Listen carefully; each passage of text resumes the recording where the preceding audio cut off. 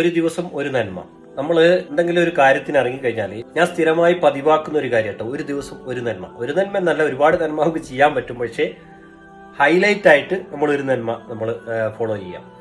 അതായത് നമ്മളിപ്പോൾ എന്തെങ്കിലും ഒരു ആവശ്യത്തിന് വേണ്ടി നമ്മൾ പോവുകയാണെങ്കിൽ, ഒരു നന്മ ചെയ്തിട്ടാണ് ആ ആവശ്യത്തിലേക്ക് നമ്മൾ പോകുന്നതെങ്കിൽ തീർച്ചയായിട്ടും ആ ആവശ്യം നല്ലതാണെങ്കിൽ അത് ഫലിക്കും കേട്ടോ. ഉദാഹരണത്തിന് ഞാൻ പറഞ്ഞുതരാം.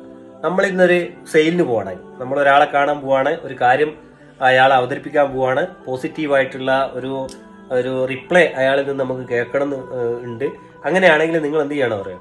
ഉദാഹരണത്തിന് ഞാൻ പറയുന്നതാണ്, ഒരു പട്ടിണിപ്പാവത്തിന് ഒരു നേരത്തെ ഫുഡ് നമ്മൾ വാങ്ങിച്ചു കൊടുക്കുക. അതിനുശേഷം നമ്മൾ എന്തിനാണോ പോകുന്നത് അതിനെ നമ്മൾ പോവുക. തീർച്ചയായിട്ടും പോസിറ്റീവായിട്ടുള്ള റിപ്ലൈ നമുക്ക് കിട്ടും, നമ്മൾ ഉദ്ദേശിച്ച ലക്ഷ്യം പൂർത്തിയാവും. പരീക്ഷിച്ച് നോക്ക് കേട്ടോ. ഞാൻ അധികം പരീക്ഷിക്കുന്ന ഒരു കാര്യമാണ്.